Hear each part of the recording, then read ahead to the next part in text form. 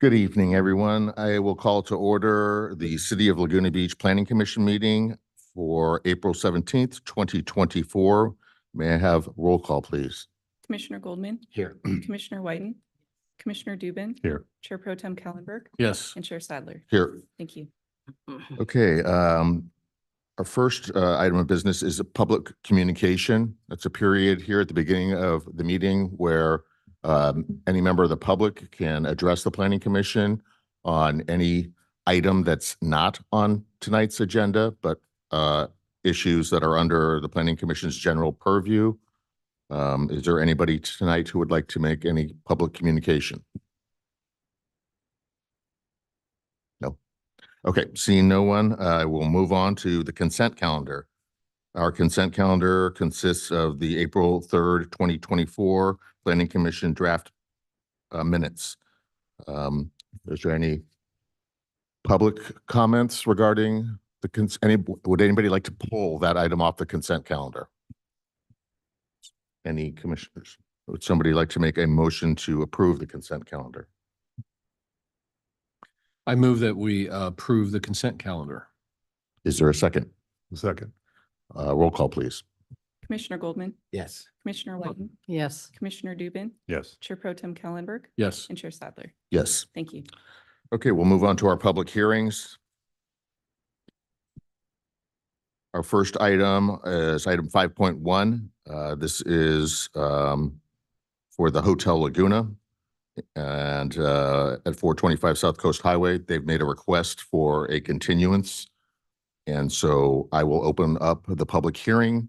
If any member of the public would like to speak on the issue of the continuance request. Any commissioner comments on this item? Is there I don't know if any of the staff that's here has a reason for the continuance, just for the, the public record. I did speak to Martina. She kind of filled me in, but because it doesn't sound like it was necessarily the applicant. I probably don't know more than you know, Commissioner Dubin. I know that the project manager, Martina Carone, is working closely with the applicant who is working to implement the direction that the Planning Commission had previously provided. And so Martina is working to have that application deemed complete and ready for the Planning Commission's review at the May 15th hearing date. Thank you. Okay, I will close the public hearing. Would somebody like to make a motion regarding that continuance? I will do it. All right. I move that we continue design review 22-2304 to the May 15th, 2024 Planning Commission meeting. Is there a Second. okay? Roll call, please. Commissioner Goldman? Yes. Commissioner Whiten? Yes. Commissioner Dubin? Yes. Chair Pro Tem Kallenberg? Yes. And Chair Sadler? Yes. Thank you. Okay, that moves us on to item 5.2, which is proposed zoning ordinance amendment and local coastal program amendment. And the applicant is the City of Laguna Beach. And I believe we will have a presentation from Sean.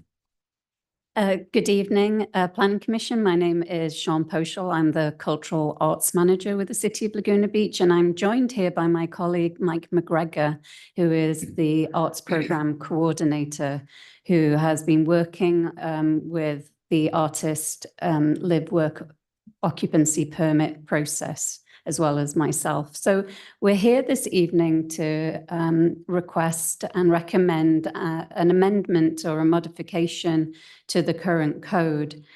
Next slide, please. The current process is that an application for an artist who wants to live or rent in an artist live work unit, that they must submit an application that is reviewed by the Artist Review Panel, which consists of 3 members of the Arts Commission.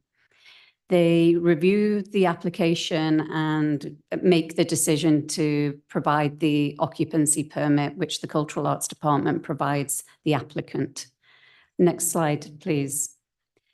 The review criteria are 4 items, which are similar to a checklist that the applicants submit an evidence of a body of work, they submit formal training, they submit evidence of exhibition or presenting their work.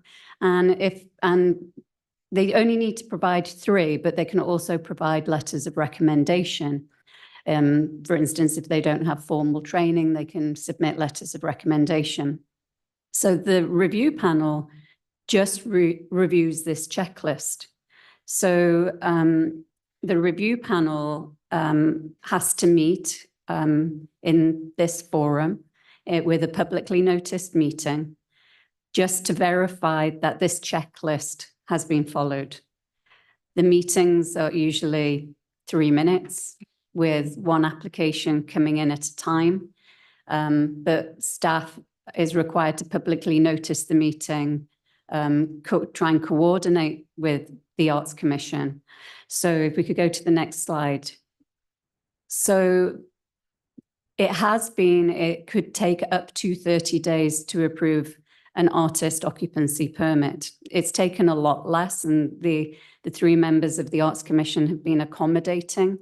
But the recommendation is to be able to speed up that process by eliminating the artist review panel and undertaking the review administratively. That would cut down on an artist not being able to rent a space that they're trying to rent without having this permit.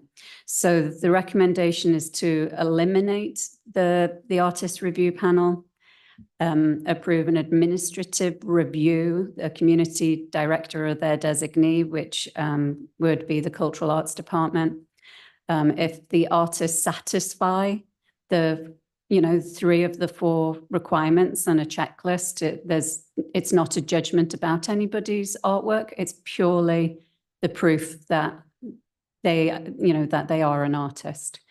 So next slide, please.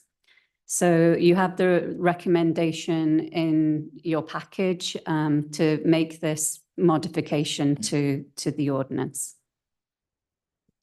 Great. Thank you so much for that. I'll open it up to questions if any commissioners have questions.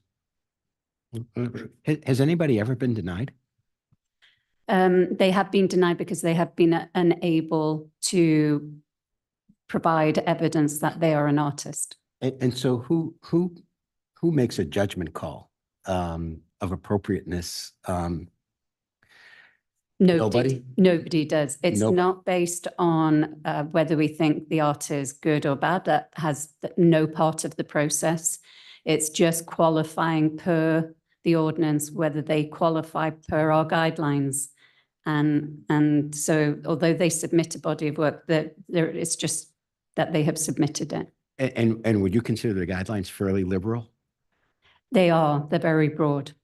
We've had applications for yoga teachers to martial arts. It's broad, the definition of an artist. And in your opinion, would you make them less broad and add an element of judgment, or leave it the way it is? I would leave it the way it is. Okay, thanks. I had a couple questions. One, how many of these applications are you receiving annually?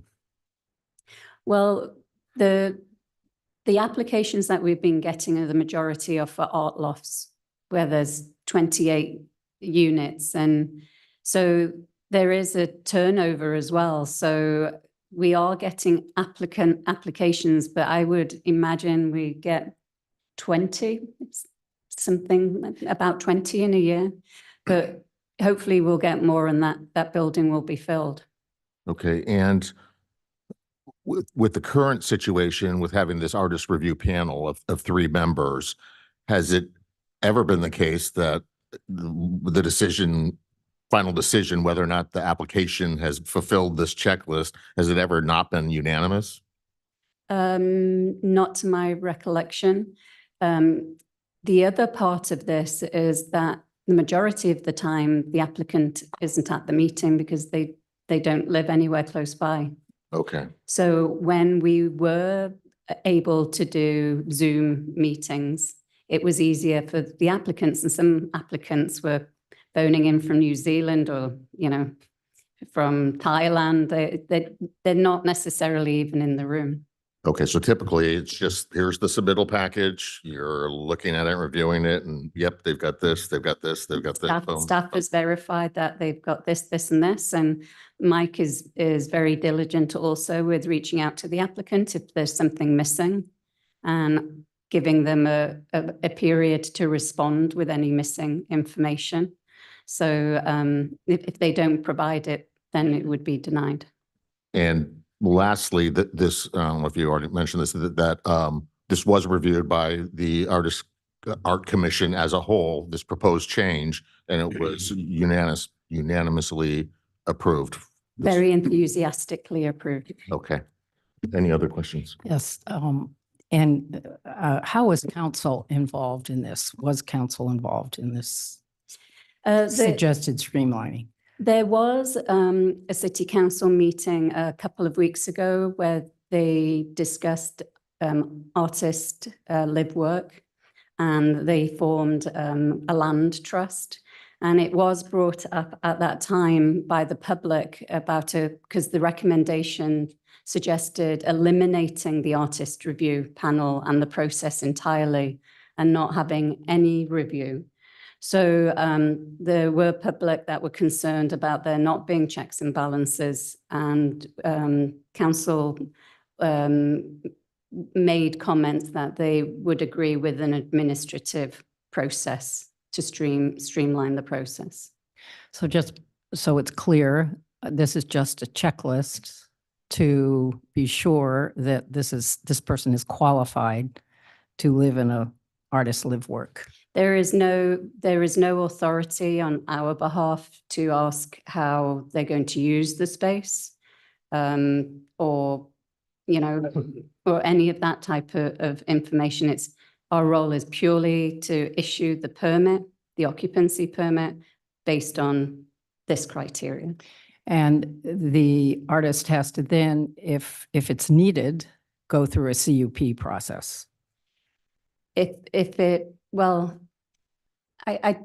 building has the CUP. So. Well, you're talking about that building, but other locations. Oh, other locations, yes. Yeah. New locations, they would need to go through the process that the city has. Yeah. Yeah. Okay, thank you. Yeah, I've got a couple of questions. Because there were some sections of the revised ordinance that has to do with different zones in the city.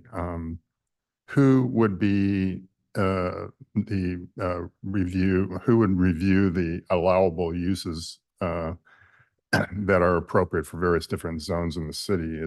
Because I know that, for instance, in a residential zone or something, if an artist wanted to work in their home, which is, I'm assuming, what this is trying to do as well, because I know that's been very restrictive in recent years. So who oversees the allowable uses in various zones in the city? Commissioner, if you will, and Sean will allow me to respond to that, and Sean may have additional thoughts to add. The Planning Commission serves the City Council in an advisory capacity with respect to zoning ordinances. The Planning Commission did recently review and provide recommendations on a draft housing ordinance that, amongst other changes, included recommendations to establish new home occupation regulations. I remember. And as part of that ordinance, outside of the concept of a live-work unit, there was some flexibility added to allow an artist to produce their art pieces within their space. Separately, there was a housing ordinance that the Planning Commission had reviewed. Actually, I think it was part of that same ordinance. There is, I believe, one additional zone that we are proposing to allow artists live within. I know for certain that that's being contemplated for the downtown specific plan update. So we do continue to explore opportunities to allow artist occupancy and artist work-live functions in different zones and we bring those recommendations to the Planning Commission. I understand that, but as far as allowable uses in various zones, who oversees that? Ultimately, it would be a city council decision to adopt the ordinance. What I'm saying is, if a ceramicist, for instance, wanted to have a ceramic studio in their garage in a R1 zone, who's gonna make that decision as to whether or not that's an allowable use? Today, we would refer to the existing permissible uses. This would be outside the context of what we're discussing today, which is the artist occupancy permit for an established artist work-live unit.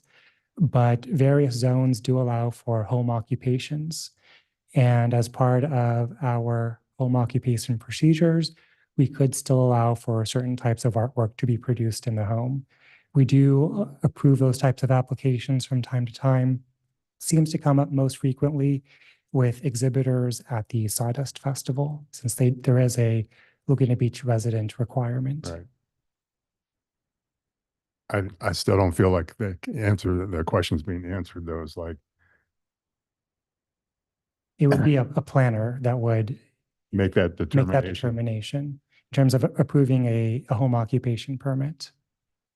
Yeah, but I mean, as far as an allowable use, because there's so many different things that people do, from painting, ceramics, glass, you name it, it goes out, and the list is pretty extensive, so, because in the past, I know there's been certainly ceramic studios all over town and wood shops in people's garages and stuff like that, which have been disallowed over the course of a number of decades, which has caused a strain on the creative community to be able to remain in this town and function.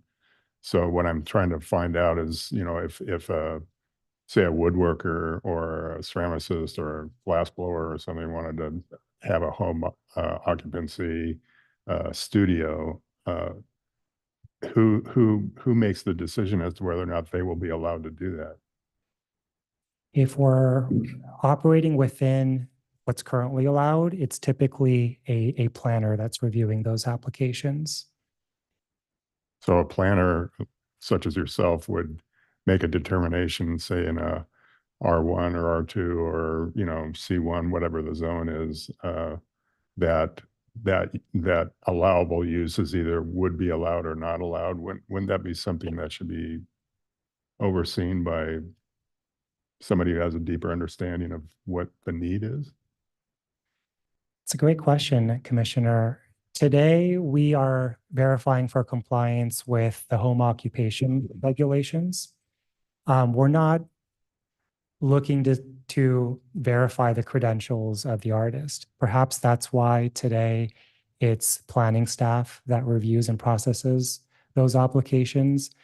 But your point is well taken as to whether other staff may be even more qualified. I mean, Today, are they going to have a list of like, R1, you can do X, Y, and Z, R2, it's this, C1 is this, CN is something. I mean, who's going to make that list to make that determination? Today, the code doesn't provide much guidance on that. Well, that's what I'm With saying. Within the draft home occupation regulations, and again, we're getting a little away from the topic of discussion here. So just to wrap this up, the ordinance that's currently with the City Council that the Planning Commission provided good feedback on, that ordinance will establish a more comprehensive list of permissible uses for occupations within the home. Okay. Okay, next question. Sorry, Joe. And this, they would not need to apply for an artist live work occupancy because where they're working wouldn't come under the Primary residence or something. it would be their primary residence and not a designed live work space. I'm just trying to, I'm on the side of artists, so I'm trying to make sure that, we don't write language into this revision that is later on going to disallow what we're trying to do. So that's the reason I'm going down that road. As far as say for some reason an artist is rejected from the criteria for whatever reason, and they want to appeal to city council, I know appeals are now getting quite expensive. Is the expense going to be the same as any other appeal to city council? Yes. Yeah. Because most artists, you know, they don't have, what is it, $2,000 now? That's going to be a hardship on creatives to be able to appeal a bad decision that they feel is wrong. The only thing I would add is obviously if the applicants are artists, we want them to be successful. And it's only if they're not providing us with the information. That's all. That's the only thing that would be. That would be the only reason. Okay, just an incomplete application. It's an incomplete application. Okay. So would they have the option of coming back if they missed one or two? We things? we would offer that. Okay. Yes, absolutely. The only other thing I saw in there had to do with if an artist, say an artist was working in their home, whatever they do, and if they changed what they were doing, it says in there that they would have to go for another review. And I'm just going to make some really extreme examples. You know, because artists, you know, they evolve, they change, they change materials, they do all kinds of stuff constantly just because that's the creative process. So say if an oil painter does a watercolor, would they have to come for a review of their occupancy, or a graphic artist using a computer decides to do a drawing by hand? Is that going to trigger a review? Or a ceramics artist changes a clay body or a firing technique, is that going to trigger a review as well? And who polices that? Because that's another, like, overseeing something that is kind of invisible in a way, you know. So I just feel like I know those are extreme examples, of course, but you know, artists are, as I said, are constantly updating, changing, evolving with all kinds of things. And I'm just wondering, how is that going to be handled, and who's got oversight, and will those types of things trigger review? We have had applications where artists have submitted that they do they write poetry, they also have paintings, they submit a body of work of the different things that they do. Enforcement is done by the code enforcement department. So it'd be complaint driven. It would be complaint driven. As far as people, so long as they are consistently, doing the artwork and are in the spirit of the ordinance, I don't think we'd be seeking it out. The only thing I would make clear is that the permit is for a specific unit. So if they changed unit within the building, we would just have to quickly review that to ensure that they still comply with the ordinance. Because a lot of this is really about Lewis's project, isn't it? For the most part. It would certainly, it's not the only project or the only property, but they do have potentially a large amount of applicants coming in. And, to speed that process up, we think this is a reasonable request in order to assist people in being able to rent within that building, yes. So I know it's deed restricted for artists only. Is there other complexes that you know of in town that have that same kind of deed restriction? There are two others on Laguna Canyon Road. That's Randy's and Terry's? No, Oh.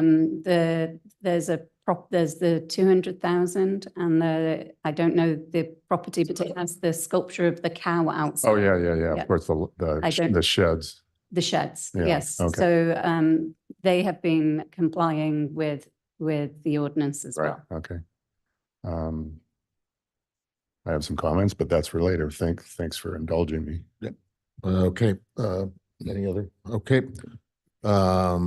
Is there any, I'll open the public hearing. Are there any members of the public who wish to speak on this item?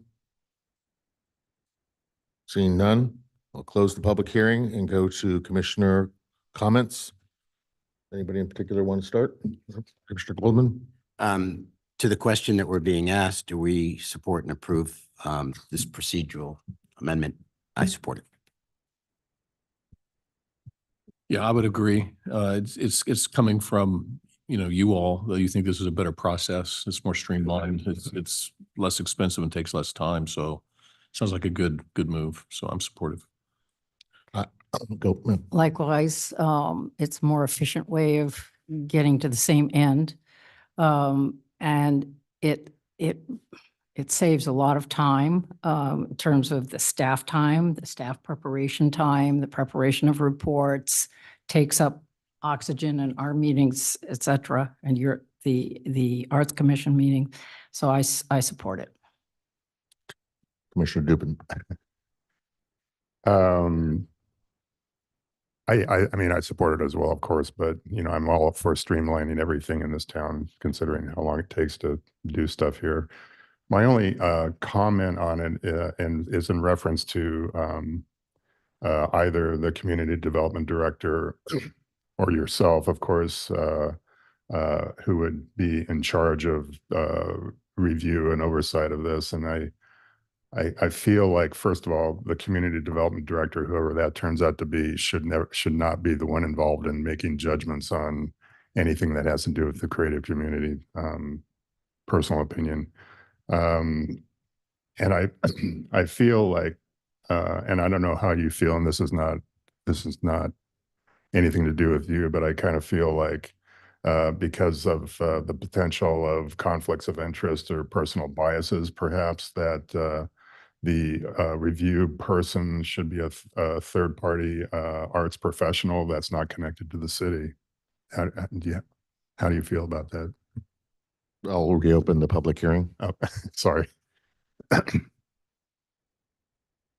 And so I'll jump in. So it always gets dicey bestowing, what the descriptive use review process, it's borderline ministerial from what I am hearing, is that if you check the boxes, you qualify. So there really is no discretion the way it's meant to be. Now, I understand there could be some one-off cases. So bestowing that with a third party is always dicey because, and once again, I'm sure that, all the best interest, if the city employee, there's certain elements of control, there's certain checks and balances in place. If it's a third party and they, for whatever reason, refuse to exercise that ministerial action, the city is really in a bad spot because he or she is going to say, I'm not a city employee. You can't tell me what to do. I'm going to do whatever I want.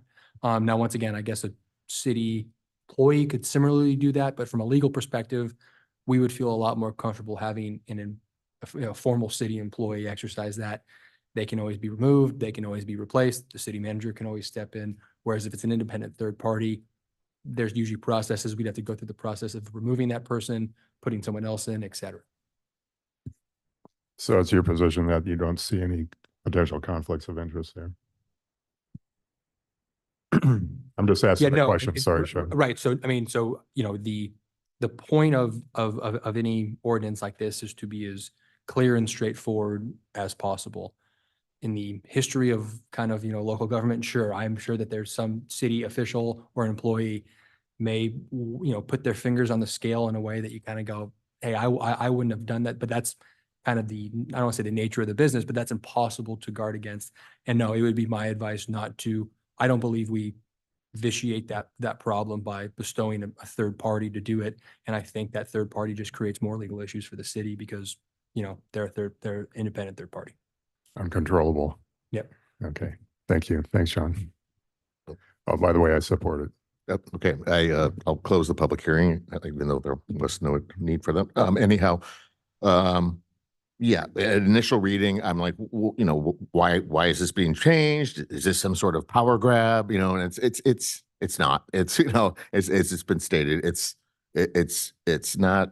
a discretionary review where you or anybody else, the panel before, was judging art or judging whether something was art or good art or anything like that. It's really just, are they meeting this checklist requirements? And this seems at the planning, that Arts Commission had unanimously approved this proposed change. And I'm in favor of streamlining as well. And so I'm supportive of it as well. So basically, we are making a recommendation to the city council for adoption. So if somebody would like to make a motion following that recommendation. Go ahead. Susan. Yes, no. I'm making a motion to adopt a resolution attachment 1 recommending city council adoption of the attached ordinance, zoning ordinance amendment 240519 and local coastal program amended 240520, and finding that the said action is exempt from CEQA. Is there a second? Second. A roll call, please. Commissioner Goldman, Yes. Commissioner Whiten, Yes. Commissioner Dubin, Yes. Chair Pro Tem Kellenberg, Yes. and Chair Sadler. Yes. Thank you. All right. Thank you. Good luck with the city council.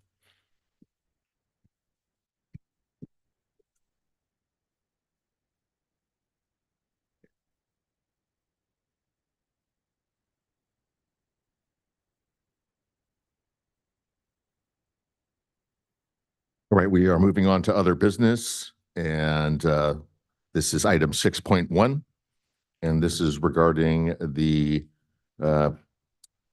current status of the commercial design guidelines and where we are at in that process. Anthony. Good evening, Chair and members of the Planning Commission. Item 6.1 is an update and a general discussion on the development of the commercial design guidelines. The project originated in July of 2022 through action taken by the City Council as part of their motion to introduce an ordinance that regulates large-scale development. The council directed staff to establish commercial design guidelines that would complement the new development standards. The Planning Commission received an introduction to the project in November of 2022. And to assist staff, the Planning Commission appointed a subcommittee consisting of Commissioners Whiten and Dubin.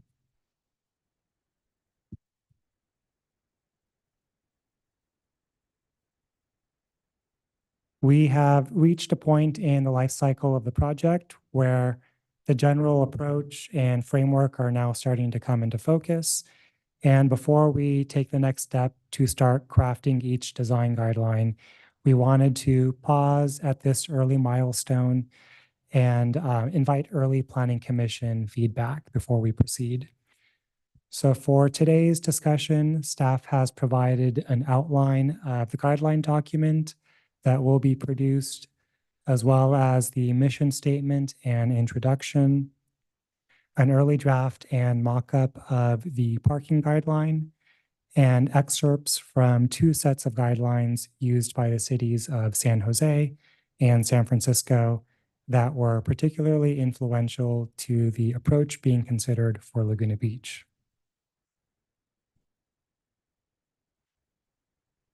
Attachment 1 to the staff report is an outline of the guideline document, which we propose to divide into 3 sections: a purpose, background, and the commercial design guidelines themselves. Section 1, purpose, will start with a brief introduction that acts as a mission statement, followed by 4 guiding principles for the built environment. You can think of these principles as a sort of DNA for the project that should be felt throughout the entirety of the document. The 4 guiding principles are cultural heritage and identity, accentuate the city's unique character and culture, human scale development, design places for people, be a good neighbor.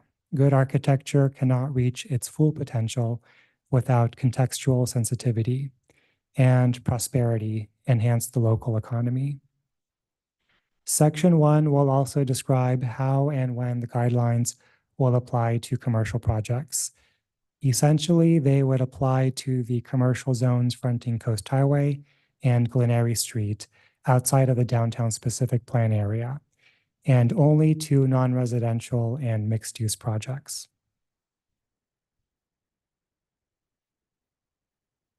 The background section will map and describe the different commercial neighborhoods that fall within the scope of the commercial design guidelines.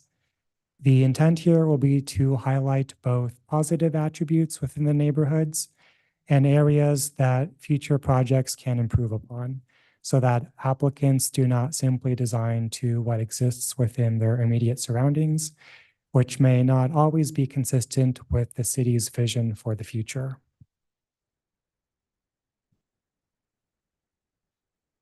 And next, we'll take just a quick look at where these guidelines would apply, starting in North Laguna from left to right.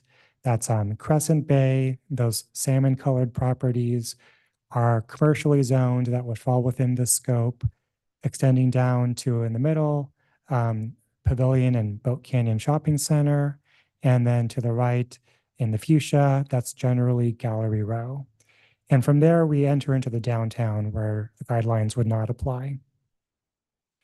And so on the south side of the downtown and continuing down to Woods Cove, we have the start of the HIP district, generally the area of Pacific Edge on the north end. And this follows Coast Highway. And one street inland of Coast Highway is Glenary Street. That's that salmon-colored area, which is zoned local business professional and would similarly fall within the scope. And here is that continuation of the HIP district, terminating at Ruby Street, generally the Woods Cove area. And the South Laguna area is a little bit more fragmented. Starting on the north end, that's the Nye Place intersection. Further south is Ruby's Diner, and then south of that is the Aliso Creek Shopping Center. And then there's a break, and then further down south, this is just north of Providence Hospital.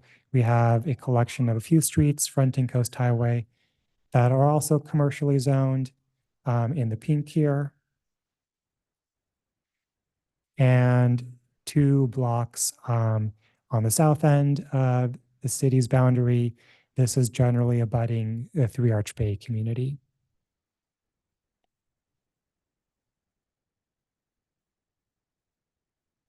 The outline currently identifies a total of 19 guidelines, which we have organized into 2 topic areas, architecture and site design.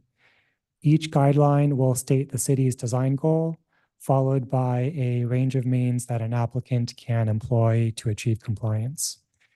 The document will emphasize that the guidelines are not to be considered prescriptive, and projects may satisfy a guideline by applying one or all means, or by taking a unique approach that meets the intent.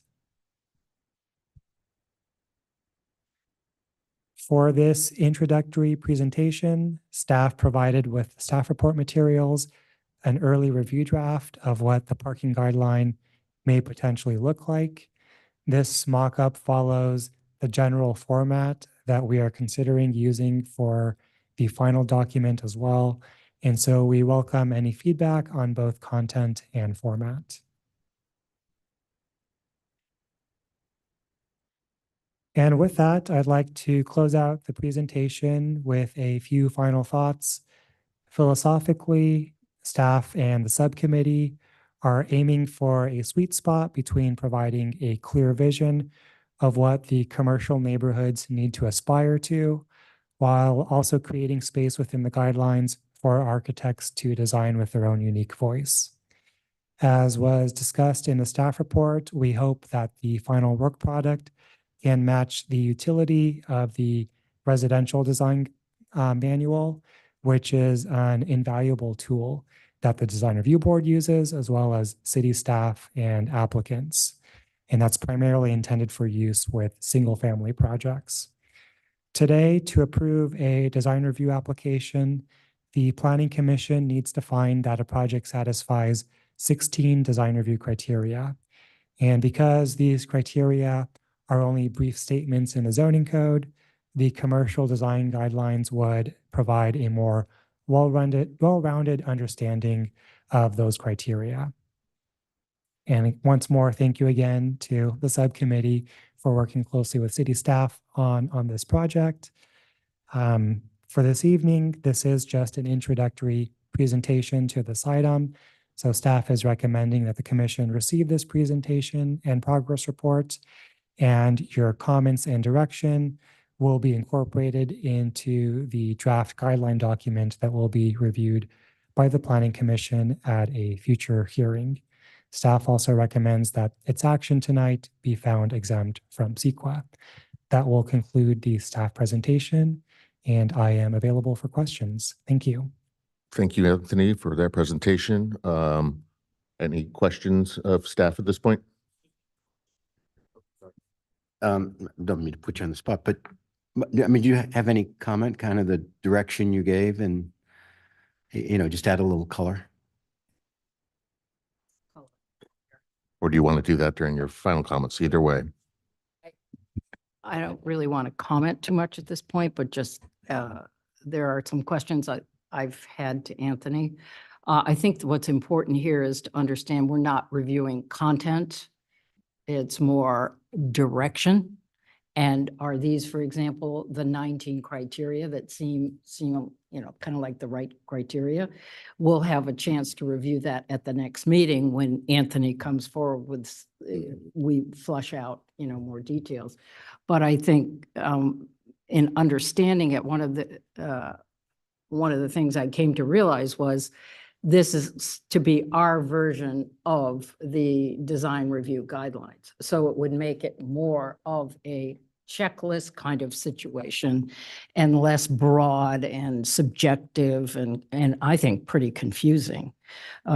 So whereas I would have to say that in the design review board process, there's a lot of subjectivity, even with those objective guidelines. And I've observed that in their meetings.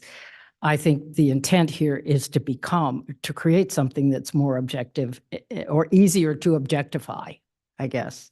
So that's one broad comment. I think the other important component of these guidelines is that we want to ensure that we avoid any master planned look.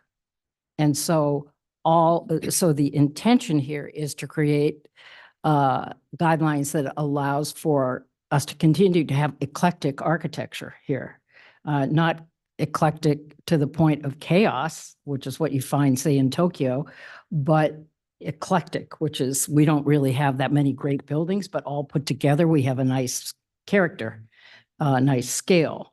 And so the intent is to build on that existing scale and character and pedestrian spaces, and to articulate what that is. And as Anthony said, allow for the architect to have a personal interpretation.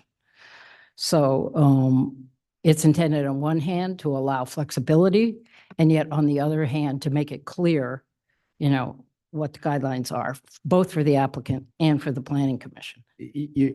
One question I had, Patrick, it's to you.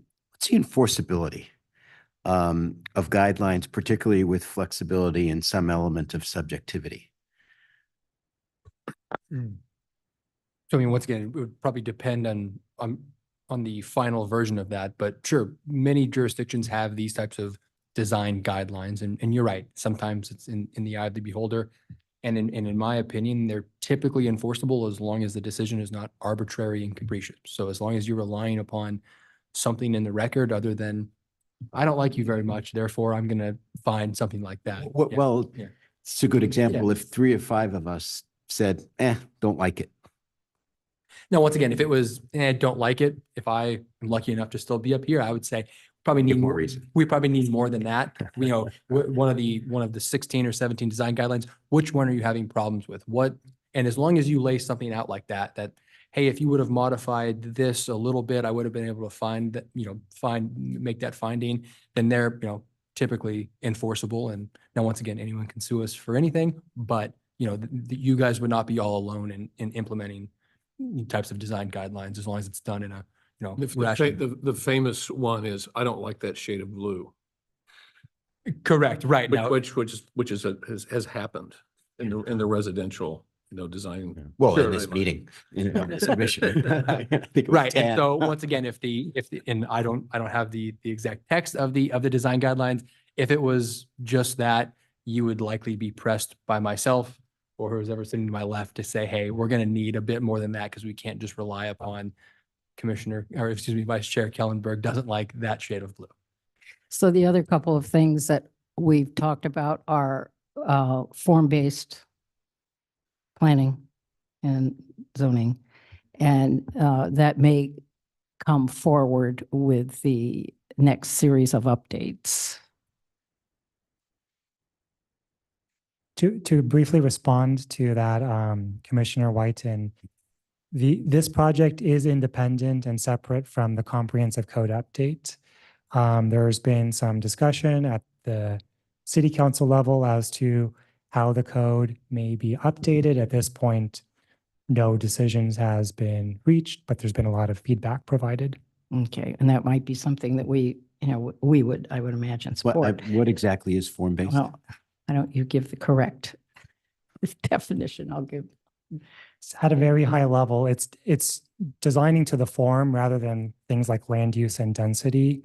Different land uses or different street scales may have different standards. You may have different types of projects. And if you are classified as this type of project, these are the parameters that you work within to design your project. Usually it's very graphic focused as well, those types of standards.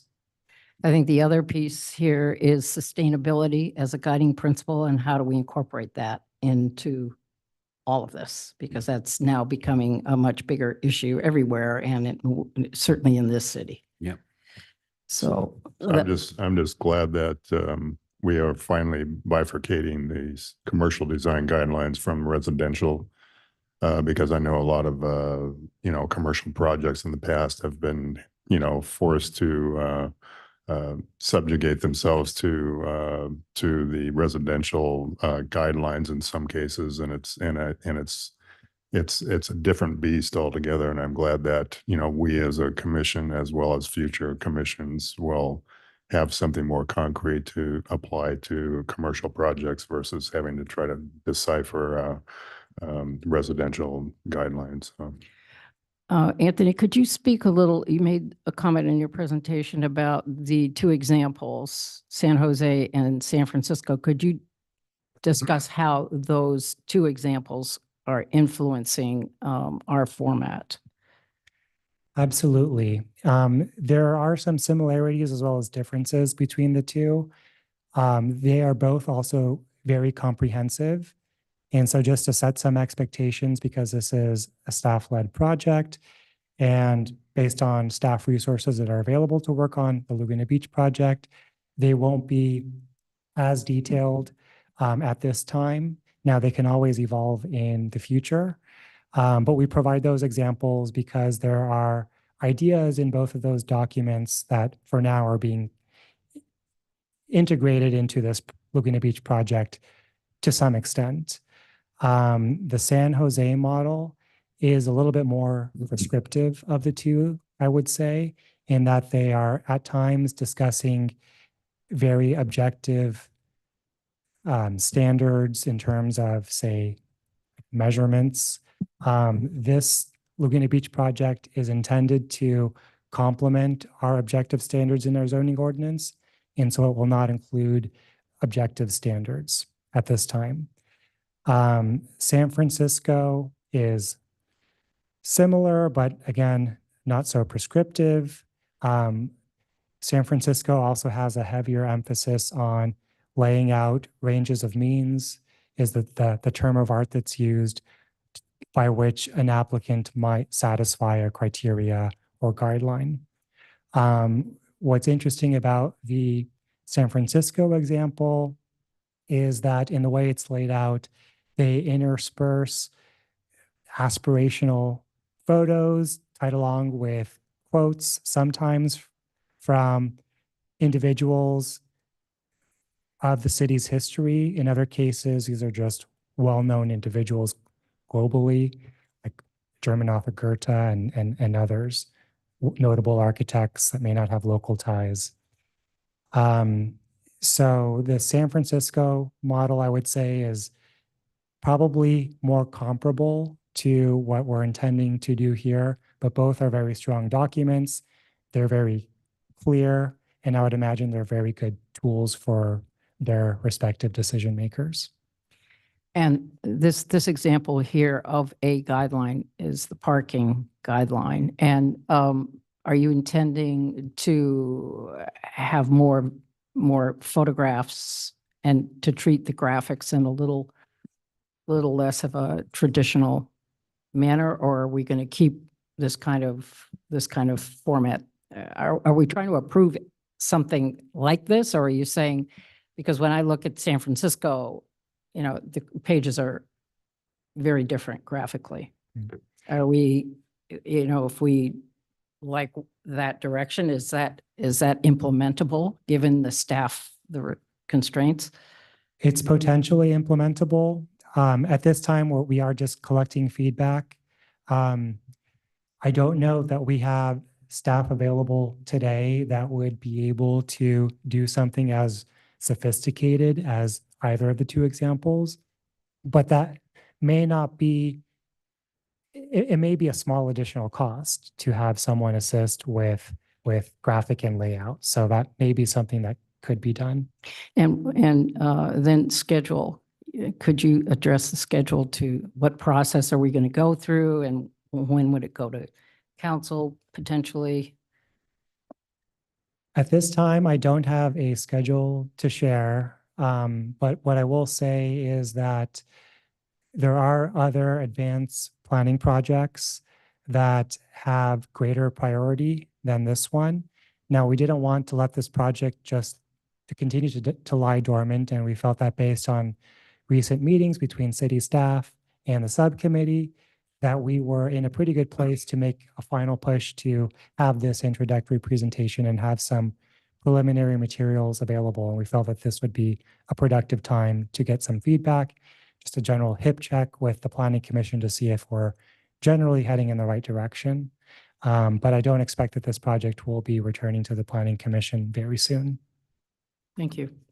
So just to dovetail in on the graphics for a minute, I know we've looked at, besides, you know, like physical examples of we like this, we don't like this, or this is what we're striving for, and this is what we're trying to stay away from. Are we going to have other just like illustrative graphics be part of this? Because I know we've looked at a lot of that as well, and some of it is very clear, and you know, like some of the graphics that are in the ADU ordinance and things like that, that, you know, they're very simple little models of, you know, the sort of what we're going for in terms of content and things. So I think a combination of the two might be useful. And if you don't have somebody who knows how to do that stuff, I'm sure we could find examples that already exist, or you know, there's plenty of people in the community that could help with that, I'm sure. Yes, Commissioner, we probably would need assistance from outside the city staff in order to include graphics or other types of illustrations. Yeah. And that's why the example tonight is limited to photos to Okay. complement the text. All right, thank you. So, you know, I know through experience that a lot of guidelines that cities use are done by consulting firms. They're not done by internal staff because the staff doesn't necessarily have the skill set to do the graphic, the paste up, and do the line drawings. You know, are often, you know, as noted, more effective or equally effective as photographs. It's just hard to find the right photograph sometimes to really convey the message. And so, yeah, I guess I'm also supportive of this, of staff considering, getting some outside help to do some nice sketch work to really clearly convey, the concepts and get a nice professional graphic, presentation. We do have an art school here that's got a lot of very talented students that would Wait, probably be happy. and- And we have a whole bunch of architects in town too, who, could help do some illustrations. I agree. Less text like. So, I've got a bunch of comments. I mean, We're not there. what's that? We're not there yet. We're asking questions Okay, because we haven't even opened up the public hearing and allowed the okay. public to speak. Well, I guess most of mine are questions, but I can wait. Well, I just, my only question was, and I think I clarified it myself, was at first I thought I had discovered a inconsistency or something regarding the parking, but I think it was just the way it's worded. Currently, we discourage like along Coast Highway, access being taken from Coast Highway. That's still the intent here is now that we're discouraging access from the major thoroughfares where it would disrupt potentially traffic and pedestrian circulation, correct? Yes, that is correct, Chair.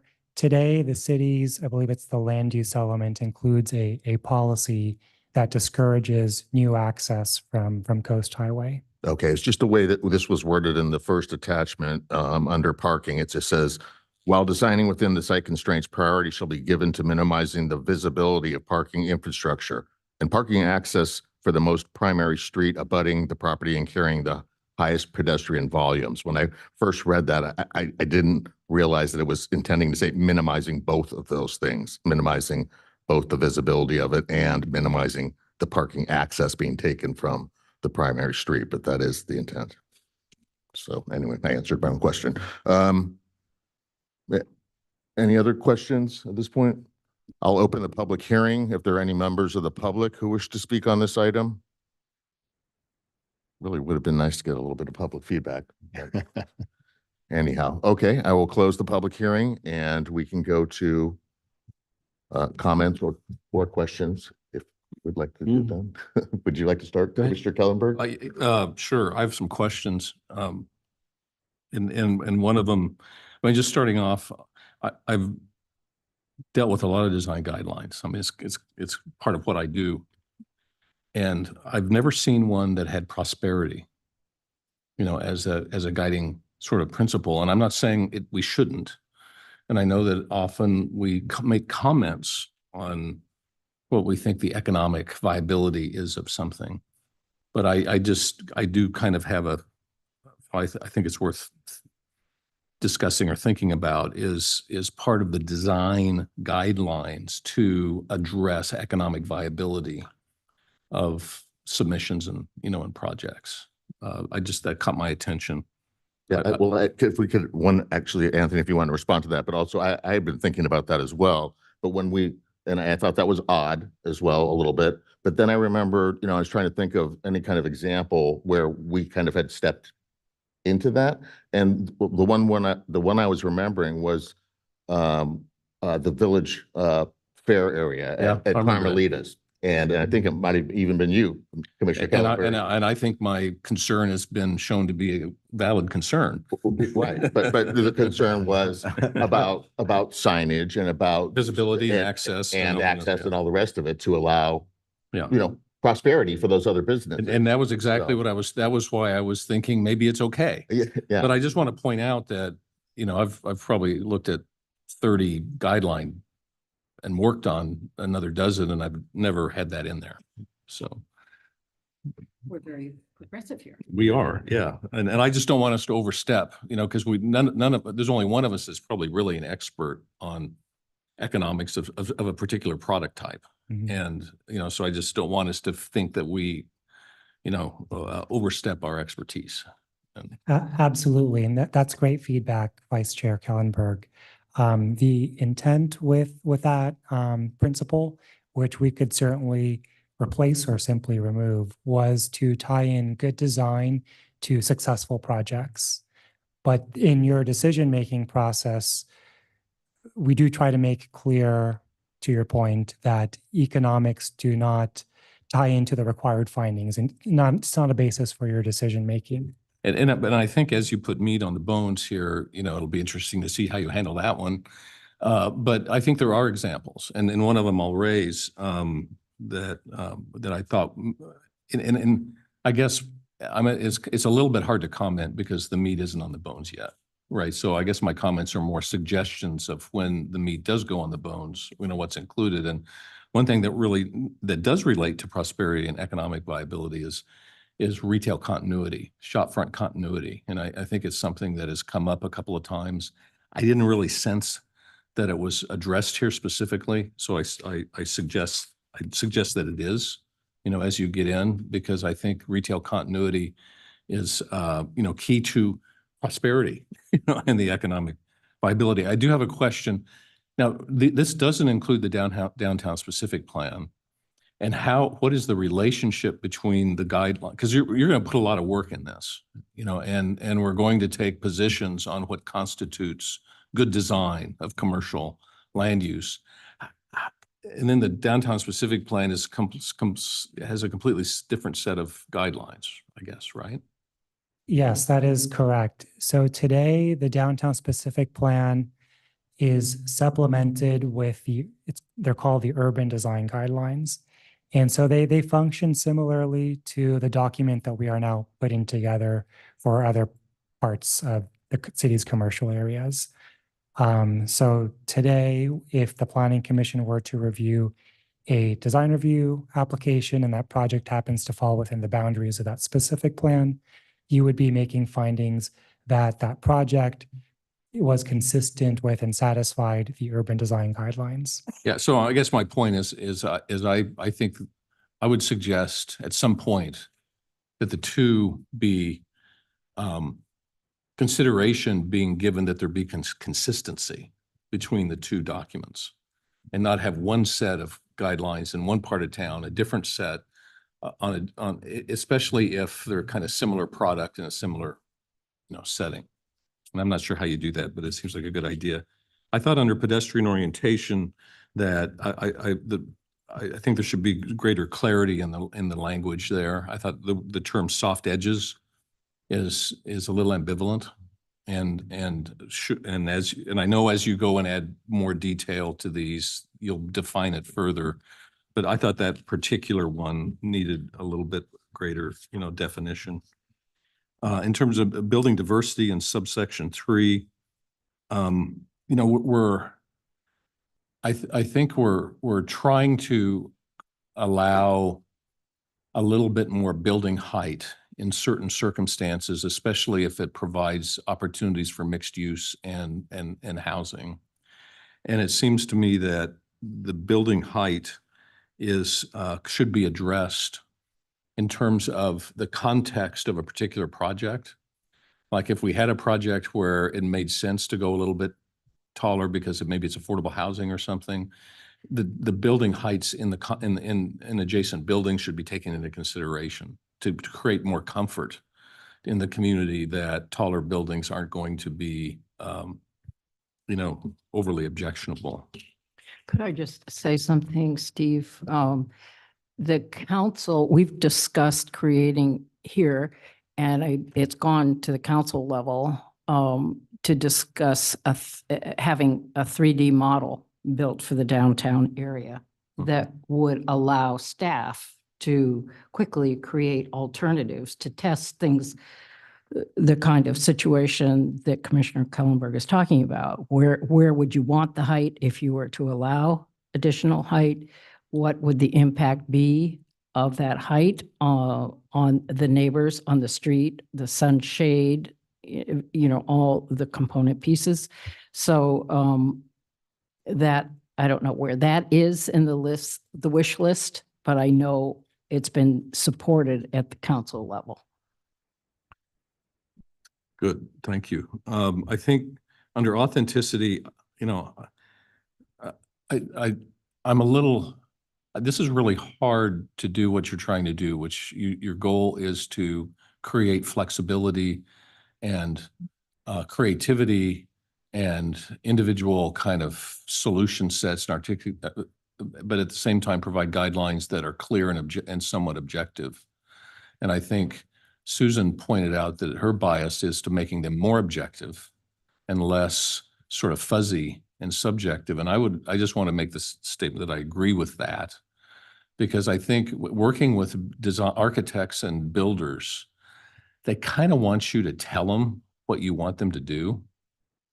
And I think they would much prefer to have some clear definition than have sort of ambiguity that allows them more creativity. Because they're spending a lot of money doing designs and they don't want to come in and, well, you know, it's so I think under authenticity, I thought that was especially vague. And I thought that as you put meat on the bones, that you strive to make that, you know, what is it we're really saying here, you know? And I think part of the guidance comes from something that is already in the general plan and so forth, is we're really striving here for village character. I mean, it seems like a lot of what's that? George's I favorite. hate that word. Yeah. Well, I'm sorry. You know, because a lot of the dissonance we get in the community is when we start to, you know, move away from this sort of sense of, you know, finer scale. And you say it all through this, you know, human scale, you know, diversity, you know, eclecticism. I mean, that all adds up to kind of, you know, village character. And so I don't know. It doesn't bother me as much if there's the definition of what that really means. Building materials, I thought, were again, you know, I just don't know what that really means. And I think what I have noticed though is when we do have buildings come in, we often judge the color and materials based on what's going on around it. You know, is it in dramatic contrast to the adjacent setting, and often we've suggested changing some colors to where it is a little bit more, not matching, but more harmonious. And I think that could be a cue on materials and colors for you. And I had the same comment on parking. I thought it was a little confusing the way it's written. And I think you could just clarify the text to where, just really say it. You know, we really, on the sides of the building that have the commercial frontage, you know, we really want to avoid taking parking access on those frontages. I thought lighting, we should talk about, I didn't see anything that was suggesting night sky protection and reduced ambient lighting as an overall goal. And to me, that would be an overall goal. On awnings and canopies, we don't really say that they're encouraged. I mean, I think we kind of want to encourage them, right?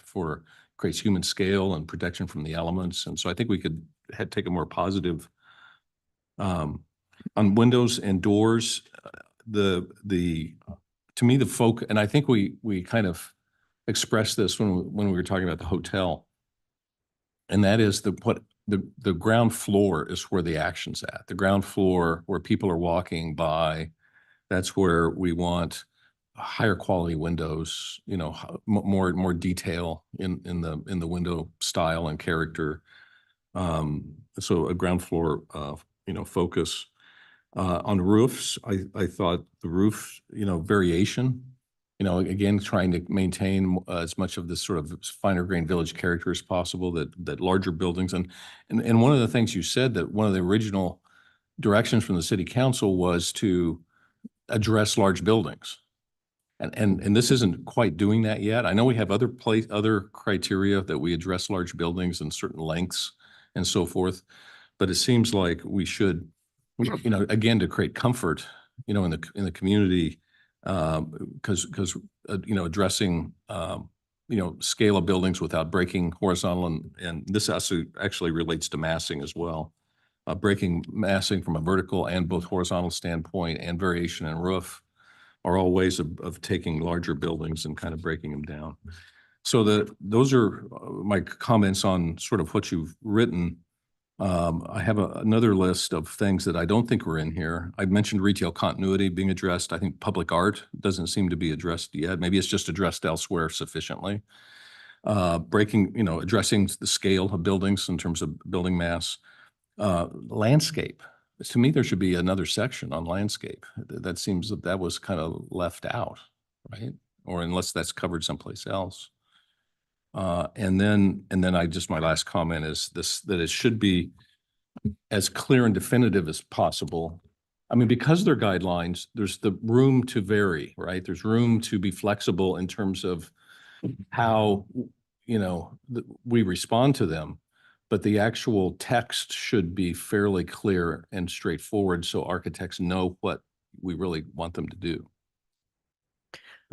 One more update. I talked to Sean Poschel about this because I didn't want to interrupt the flow of her presentation with an off-topic topic. But I talked to her and asked her about the public art ordinance because it's so confusing. It applies differently on different projects, and there are various ways of implementing public art contributions and so forth. The public art ordinance is expected to go to city council for an update of the ordinance is expected to go to city council for a first reading this summer sometime. So I think it would be helpful if David Contreras could just sort of bird dog that and follow that and let us know what's going on with that. And I don't, I haven't read the public art ordinance lately, and I'm not real clear on how it works. Yeah. But part of what I think we should be saying here is that this is an artist community. And even though there might be some regulatory requirements for public art, projects should be in the spirit of incorporating art into their projects, regardless. Whether it's murals, whether it's special paving, whether it's, how you address signage and addressing, this is an arts community, and there should be just a theme of crafting and artisanship in projects, regardless of the technical requirements of the public art program. I'd actually like to make a comment on your comment. I know we're an artist community. I think we feel a whole lot less like an artist community than when I moved here. I first came here 10 plus years ago. So to whatever you can do to encourage that more. And I think a lot of that, one of my big general comments was encourage mixed use for residential to be able to get more affordable kinds of housing in here. Because I really think we've moved away from an artist community. I think the artists can't afford to live here. They've gone away. And it's a lot of talk about being an artist community, but not a lot of action to try and encourage and allow more artists to be here. So piggybacking on your comment there, that's something that I think we should add in, make sure. I guess I'll do my comments because my comments are higher level. I don't have any more guidelines or anything to add. But what I would say, I agree with Susan and Steve on the objectivity as well. And particularly, and that's why I asked the question to you, Patrick, about the enforceability, because I think, and Steve said this well too, the more objective standards we put in, the less craziness and way outside of the box in terms of just not working we'll get. And we as a commission, I think, are arbiters on the objectivity. We can comment and color around the lines in terms of what the guidelines are. So I think the more clear we make them and the less ambiguous for those who are going to be putting things in front of us, it gives us more latitude within the lines of it to, comment and steer it along. The last thing, which wasn't one of my original comments, but I want to also piggyback on Steve, maybe I'll piggyback on others, because this isn't really what I do. So, I have thoughts, some of my thoughts come up as you guys see it. The retail continuity as well. When you go from block to block, storefront to storefront, and it's just, and, I think that's a very valid comment to make, and to incorporate, continuity in design, not master planned, but again, to the objectivity, not crazy doesn't fit.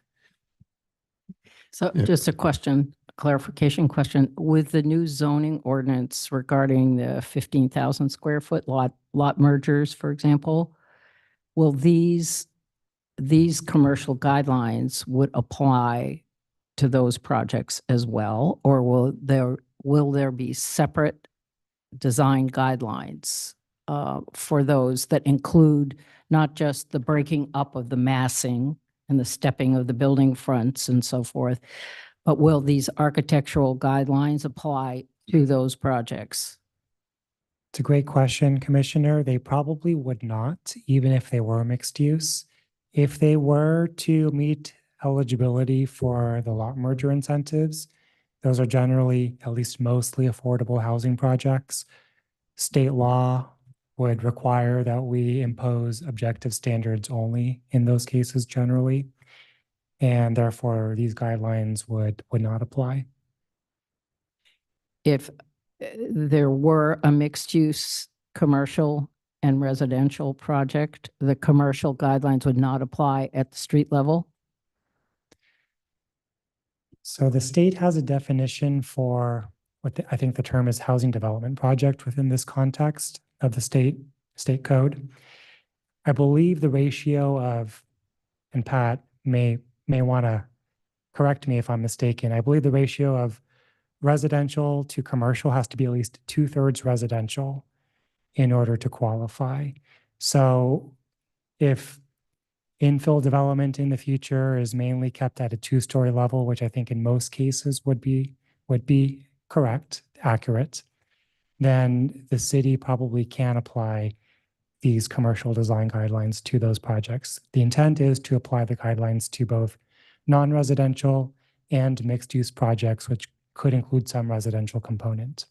If the buildings were larger buildings, are you saying that these guidelines would not, in other words, 3-story buildings, for example, you're saying these guidelines would not apply at the ground level?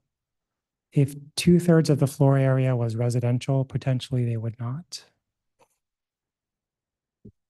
Hmm. Do you have any other comments? I would comment on that and just say, to me, if there's any commercial at all in the building, I think the commercial guidelines should apply.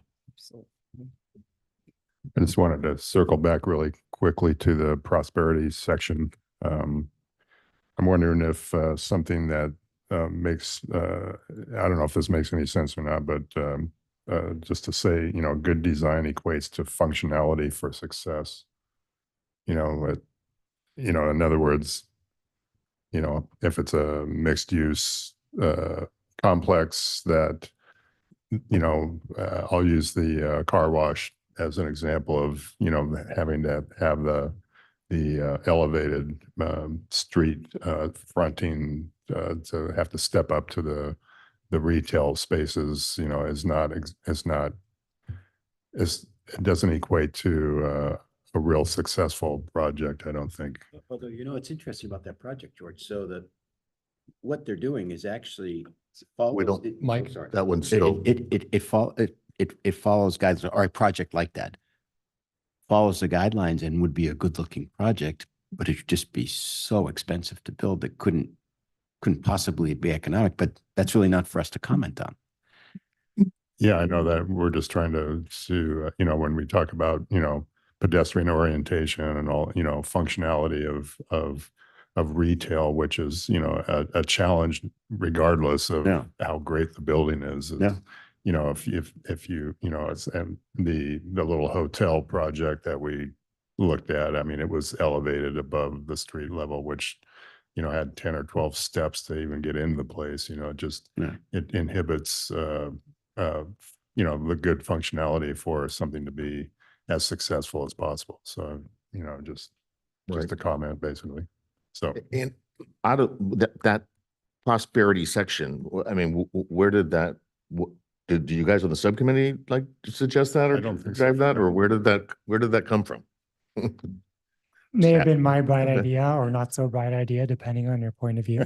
No, well, again, it just, when I saw it, I kind of similarly, we were taken aback. I'm like, well, I thought we were always sort of, prohibited from getting into that. But, there's always going to be a way to potentially tie the two together, that, you know, when you see a design and it's, you know, it's going to be a business and it has street frontage and it has no window, and you're going like, you know, yeah, how are you going to attract customers? How do you show your goods?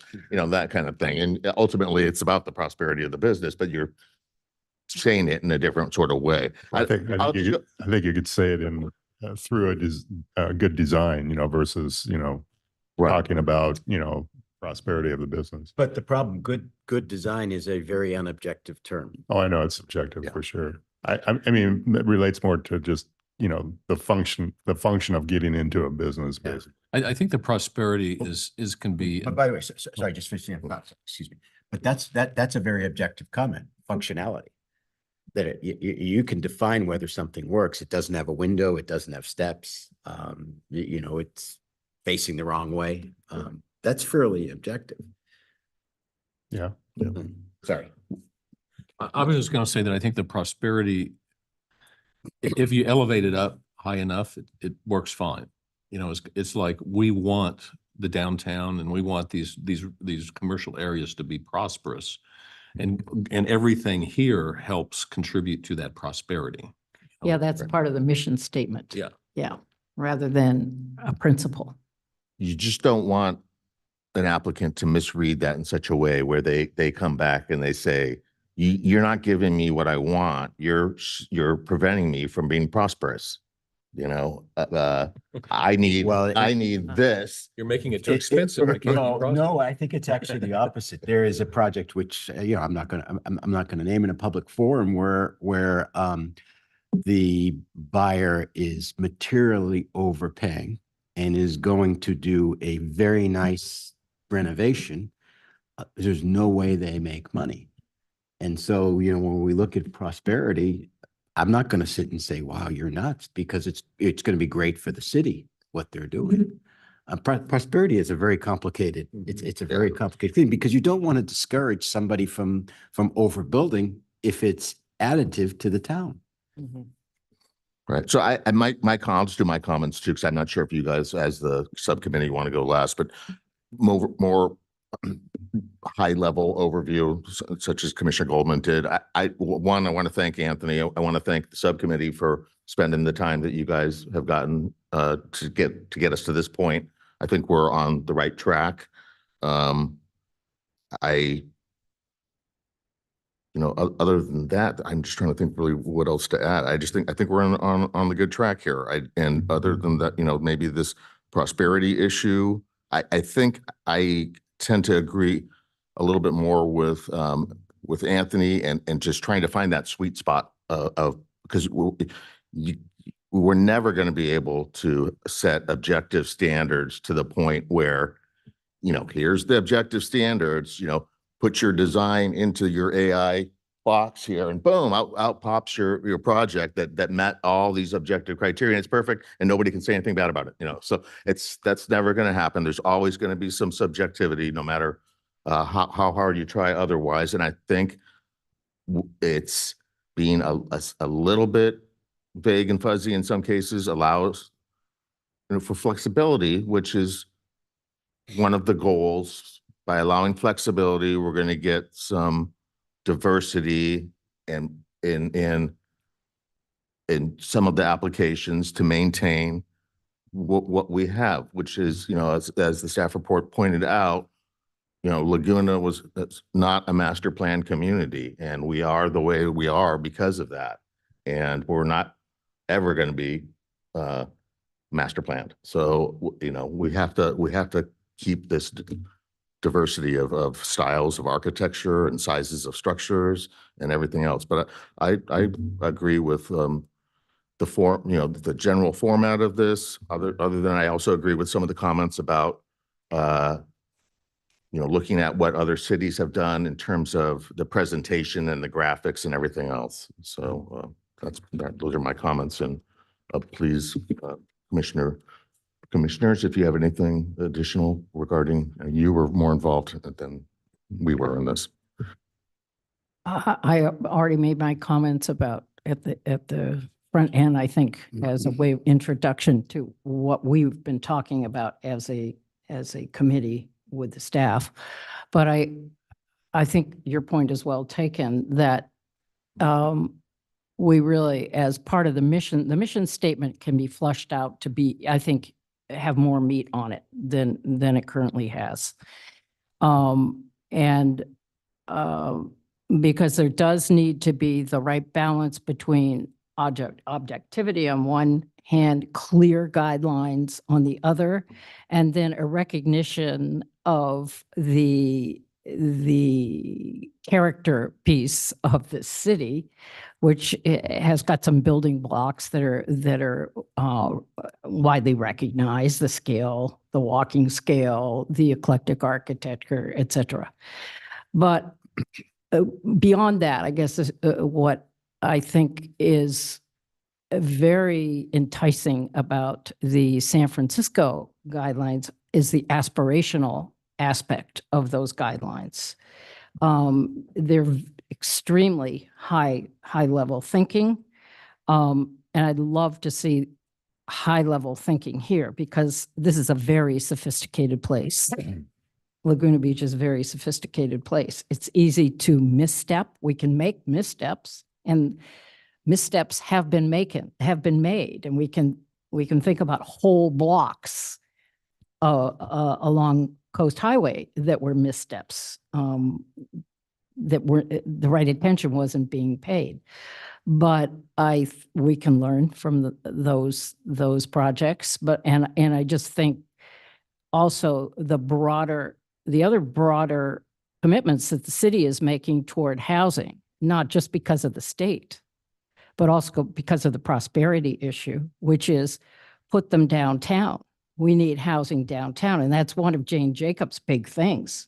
Without people, you're not going to have without people living in the town, you're not going to have a successful retail.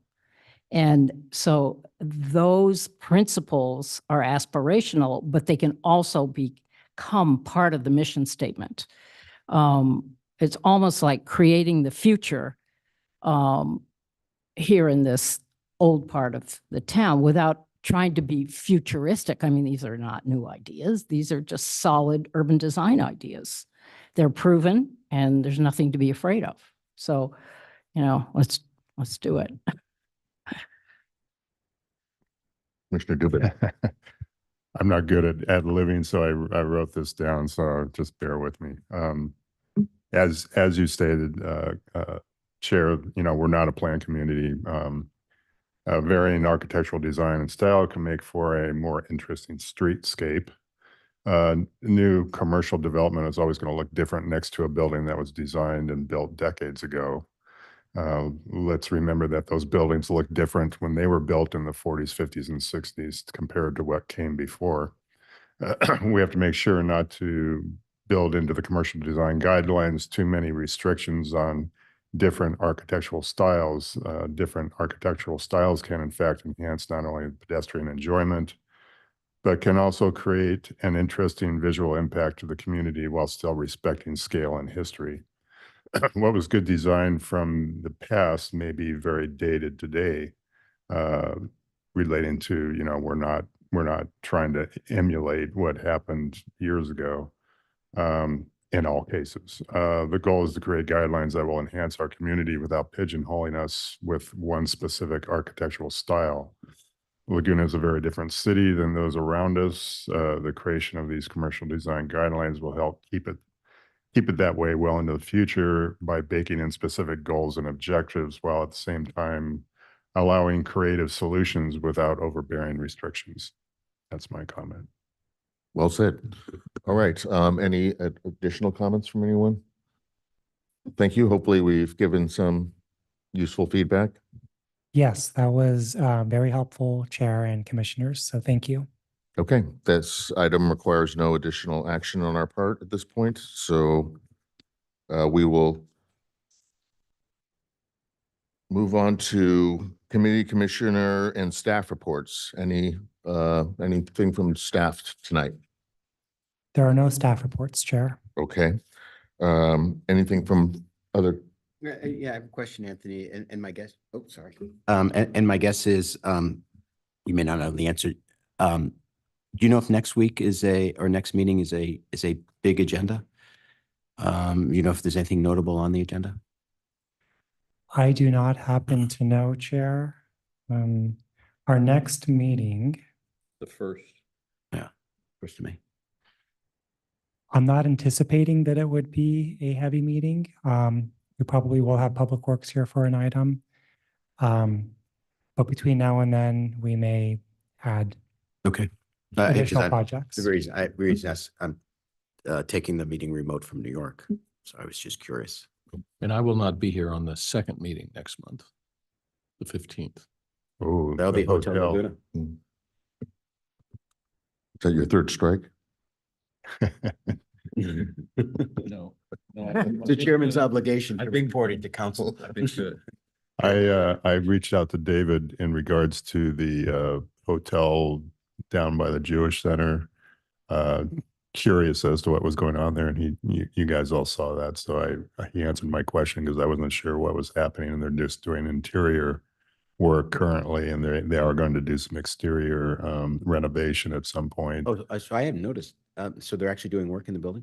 Yeah, they're doing interior work, which which was done administratively, so that's why we didn't see anything about that, but it's going to come to us at some point for the exterior renovation that they're planning, so. I think it's a Pali Society Hotel.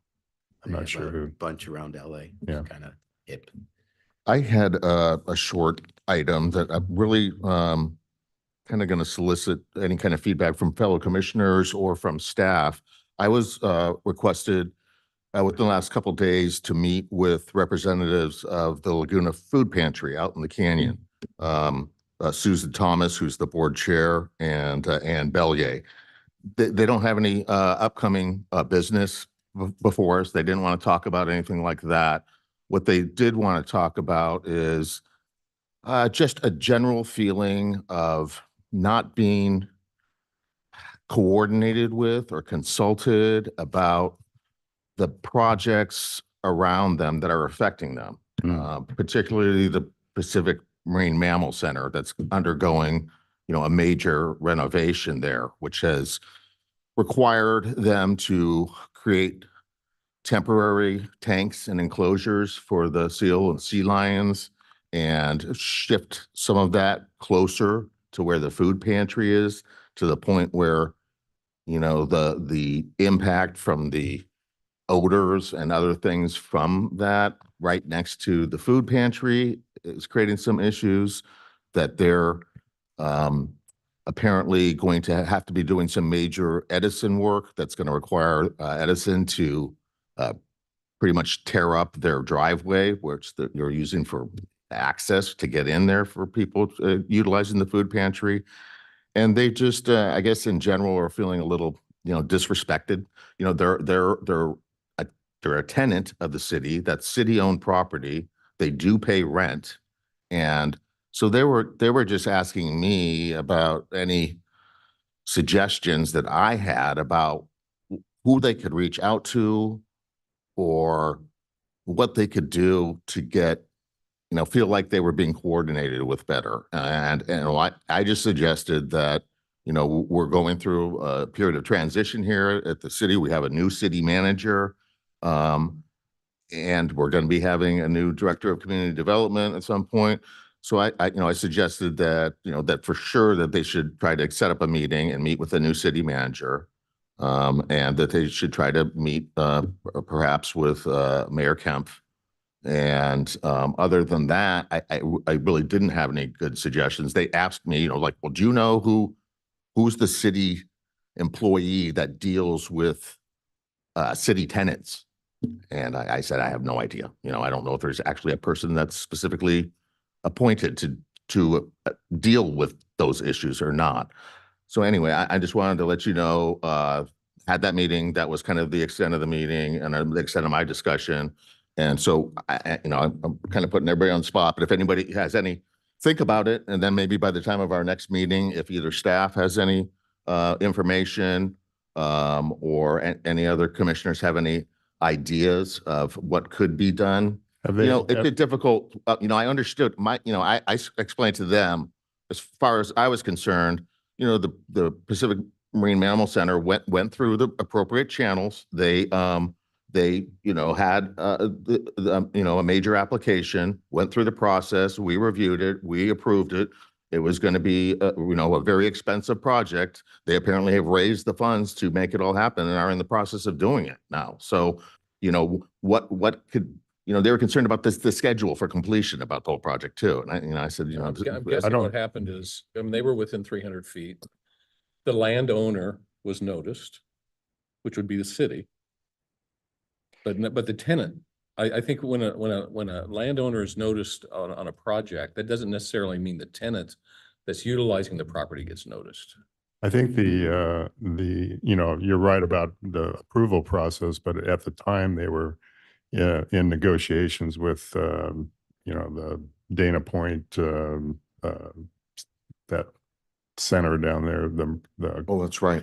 to relocate the temporary tanks down there. Well, that didn't happen. So whatever, you know, the temporary tank location was not ever in front of us. I was going to make that point. That is their issue, is that things were done that never came before us or any other But public body. I'm wondering, have they been in communication with the marine mammals folks? They've been in communication with the, you know, Director. the director of construction Oh. and they said that they've been, you know, really pretty good about them communicating on that level. Okay. But it's that, you know, and, you know, they're concerned about other future potential uses of those areas out there. You know, I believe wasn't the dog park thrown out as one of the areas that was being thought of affordable housing at some Yeah, point? they- It was.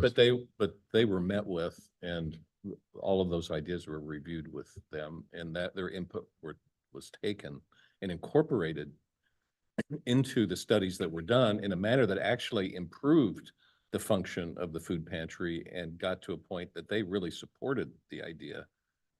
But of course, nothing happened, but. Anyway, just bringing that up for everybody to think of in case they have any great, you know, brilliant ideas or staff, you know. Really. Well, that area should be master planned. Yeah. It's been an ad hoc development situation. And then the temporary tanks, we never saw. I don't know how that approval was made. But now you have temporary tanks that cost $1 million and, you know, a big slab of concrete there. I don't think that's going to go away, even though it's temporary use for the Marine Center. Then you have the pantry. Then you have the overnight sleeping. And they are cheek to jowl. I mean, and circulation doesn't work. And all. city storage out there. And city storage Facility. and an Edison easement. And What really needs to happen is that circulation needs to be improved. And you Completely. can have, and there's a way of doing it. It just takes some land out of the dog park. yeah, and so that should be a list on the city's project list. So I wonder how they, you know, as far as the temporary tanks, they must have negotiated that with somebody administratively, I'm guessing.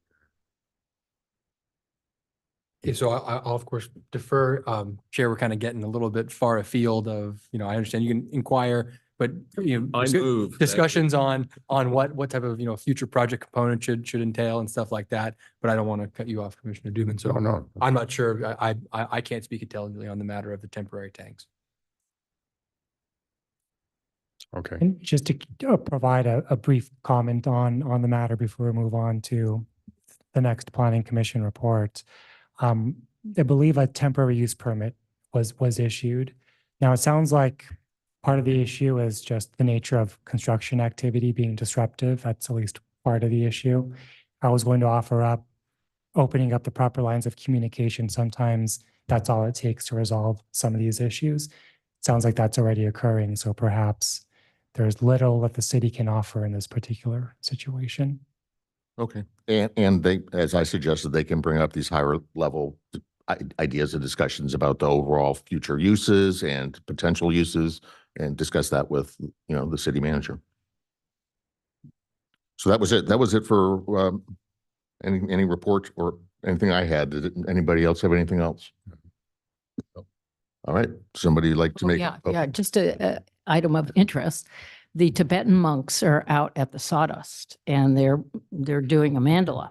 And if you've never seen one constructed, The sand. yeah, colored sand mandala, they are there from 10 to 4 and it's riveting How long is that going to be ongoing? until Sunday. Sunday. And then they have a closing event at Rivian next Tuesday. Oh, They also have, on Sunday, they sweep the whole thing up and it didn't they, disappears. they used to do that over at the At the- community church. They did it at the Congregational Church. Yeah. Then there was a hiatus during COVID and now they're back. So there's no publicity about it and it's really great.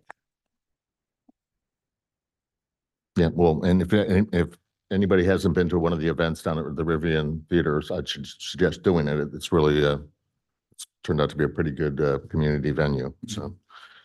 All right, when is our next meeting? April 1st. May 1st or May 1st. Would somebody like to April, make a May motion? 1st. I This is move we April. adjourn to our regular meeting on May 1st, 2024. I second. Roll call, please.